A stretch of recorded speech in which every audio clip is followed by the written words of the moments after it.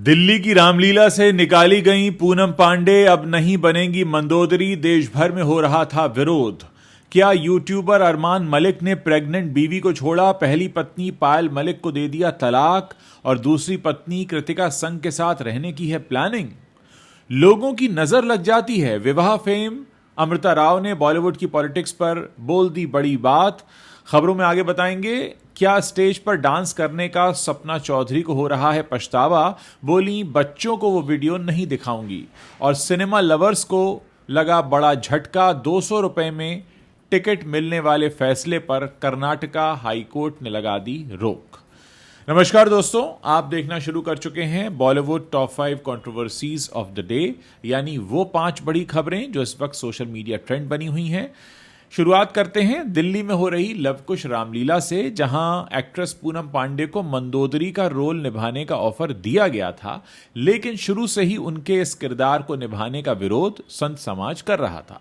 पूरे देश से हो रहे विरोध के चलते लवकुश रामलीला समिति ने फैसला किया है कि पूनम पांडे अब ये रोल नहीं करेंगी।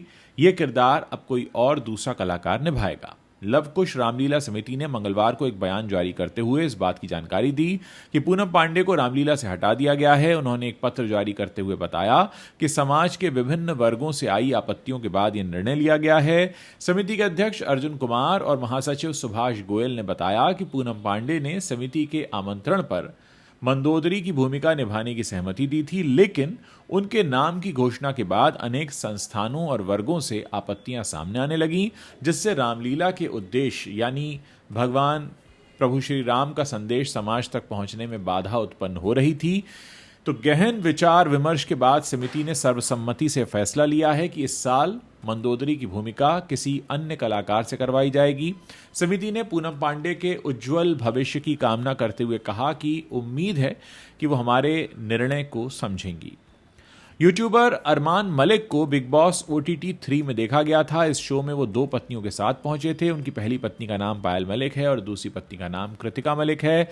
हाल ही में खबरें आईं कि अरमान मलिक अपनी पहली पत्नी पायल से अलग हो गए हैं और वो अपनी जिंदगी दूसरी पत्नी कृतिका के साथ ही जीने वाले हैं। खबरें हैं कि हाईकोर्ट ने अरमान मलिक को दोनों में से किसी एक पत्नी को तलाक देने का आदेश दिया था, वरना उन्हें कानूनी कार्रवाई का सामना करना पड़ेगा, ऐसी बात कही गई थी।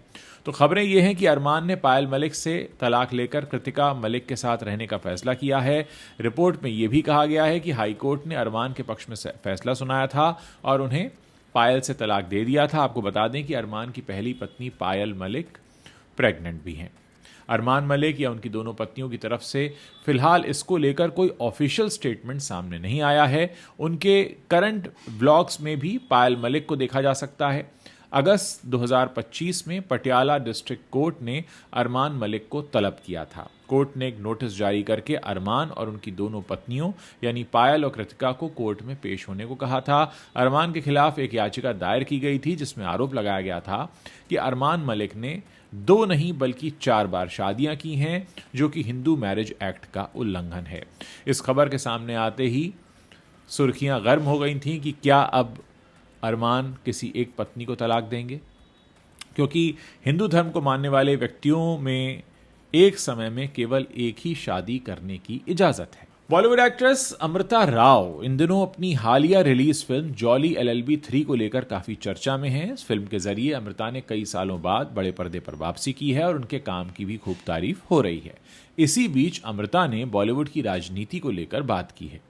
उन्होंने कहा कि आप लोगों की नजरों में आते हो तो बुरी नजर लग ही जाती है। यानी अमृता का कहना है कि अगर आप लोगों के सामने तेजी से पॉपुलर हो रहे हो तो फिर लोग आप पर बुरी नजर लगाने लगते हैं। अमृता राव हाल ही में रणवीर इलाहाबादिया के पॉडकास्ट में पहुंची थीं। अमृता ने कहा, मैंने इंडस्ट्री में आकर बिना गॉडफादर के बैक टू बैक 3 सुपरहिट फिल्में दी थीं। इसमें मैं काफ़ी खुश थी, लेकिन कुछ चीज़ें ऐसी भी थीं जिसको लेकर मैं सोचती थी कि अरे मेरे साथ ये क्यों हो रहा है। उन्होंने कहा, अगर आप लोगों की नज़रों में आते हो तो सब बातें करते हैं कि अरे ये कौन है, तो फिर बुरी नज़र भी लग जाती है। लोग सोचेंगे कि ये क्या बकवास कर रहे हैं, लेकिन सच कहूँ तो ये होता है। ये मैंने खुद भी फील किया है। एक बार मेरी मेड ने मेरी नज़र उतारी थी, जिसके बाद मैंने काफ़ी अच्छा फील किया। अमृता ने आगे कहा, राजनीति हर जगह होती है, यहाँ भी है। जब इश्क विश्क रिलीज़ हुई थी तो मैं और शाहिद एकदम से सुपरस्टार बन गए थे। तब हम एक अवार्ड शो के लिए फ़ोटोशूट हम कर रहे थे, लेकिन जब मैंने वो कवर शूट देखा तो उसमें वो फ़ोटोज़ ही नहीं थी जो हमने क्लिक करवाई थी। तो ऐसा भी होता है। उन्होंने कहा कि उनकी जगह पर 2 और सुपरस्टार थे और इन्हें उनके पीछे कहीं खड़ा कर दिया गया था। अमृता ये भी कहती हैं कि हालांकि मुझे पहले इन चीज़ों का बुरा लगता था, लेकिन अब नहीं। अमृता ने यह भी बताया कि बाहर के लोग आपको हमेशा नीचा गिराएंगे, और जब मैं नई थी तो लोग कहते थे अरे ये कितनी पतली है। ये कोई कॉम्प्लीमेंट नहीं था, लेकिन वो ऐसा बोला करते थे। लेकिन एक वक्त था जब मैं ना पतली थी ना ज़्यादा मोटी, तब किसी ने नहीं कहा कि आप परफेक्ट दिख रही हो। तो आप खुद के लिए बेस्ट होने चाहिए। बस ऐसे में आपके रिश्ते जो हैं फैमिली से अच्छे होने चाहिए, वही आपको कॉन्फिडेंस देंगे। तो कुल मिलाकर बॉलीवुड में जो पॉलिटिक्स चलती है नए लोगों के साथ, उसके बारे में खुलकर बात की है अमृता राव ने। सिंगर सपना चौधरी इन दिनों अपनी आने वाली फिल्म को लेकर चर्चा में है। सपना की लाइफ पर मैडम सपना नाम की फिल्म बन रही है। इसको लेकर सपना चौधरी कई इंटरव्यूज़ भी दे रही हैं। वहीं हालिया इंटरव्यू में सपना ने अपने डांस शोज़ पर बात की। उन्होंने कहा वो बच्चों को अपने पुराने डांस वीडियोस कभी नहीं दिखाएंगी। दरअसल सपना चौधरी हाल ही में एक पॉडकास्ट में पहुंची थी, जिसका एक वीडियो इंस्टा फैन पेज पर शेयर किया गया है। वीडियो में सपना अपने पुराने डांस वीडियोस पर बात करती दिखाई दे रही हैं। सपना ने कहा कि मैं अपने बच्चों को अपने पिछले डांस के वीडियोस नहीं दिखा सकती, क्योंकि तब मैं बहुत एनर्जी से डांस करती थी। उस वक्त मुझे ये नहीं पता होता था कि डांस स्टेप्स की लिमिट क्या होती है, लेकिन अब मैंने लिमिट तय करना सीख लिया है। सपना ने कहा मैं अगर किसी स्टेप को ओवर करूंगी तो वो स्क्रीन पर बहुत गंदा दिखेगा, लेकिन उसी स्टेप को आज मैं अब लिमिट में करती हूँ तो बहुत प्यारा लगता है। सपना कहती हैं अब मैं भी तो इंसान हूँ, गलतियाँ करूँगी तभी तो सीखूंगी। अब मैंने अपने शोज़ को बदल दिया है। पहले उसमें सिर्फ आदमी आते थे, लेकिन अब उसमें बच्चे और महिलाएं भी आती हैं। लेकिन उन्हें लगता है कि उन्होंने पहले जिस तरह के डांस स्टेप्स किए थे वो अब ऐसे नहीं हैं कि वो बच्चों को दिखाए जाएं। बात करेंगे कर्नाटका हाईकोर्ट के उस फैसले की, जिसमें राज्य सरकार के उस नए नियम पर रोक लगा दी गई है, जिसमें मूवी टिकट की कीमत 200 रुपये से ज़्यादा नहीं रखी जा सकती थी। दरअसल कर्नाटका सरकार ने हाल ही में कर्नाटक सिनेमा रेगुलेशन अमेंडमेंट कानून बनाया था। इस कानून के तहत मल्टीप्लेक्स समेत राज्य के सभी सिनेमाघरों में सभी भाषाओं की फिल्मों के टिकट की अधिकतम कीमत टैक्स छोड़कर 200 रुपये तय की गई थी। लेकिन इस फैसले पर अब अदालत ने फिलहाल एक अंतरिम रोक लगा दी है, यानी ये नियम तब तक लागू नहीं होगा जब तक अगली सुनवाई नहीं हो जाती। इस मामले में multiplex association of India, film producers और बड़े सिनेमाघरों के संचालक जैसे पीवीआर और आइनॉक्स के शेयर होल्डर्स ने याचिका डाली थी, जिसकी सुनवाई करते हुए जस्टिस रवि होसमानी ने यह फैसला सुनाया।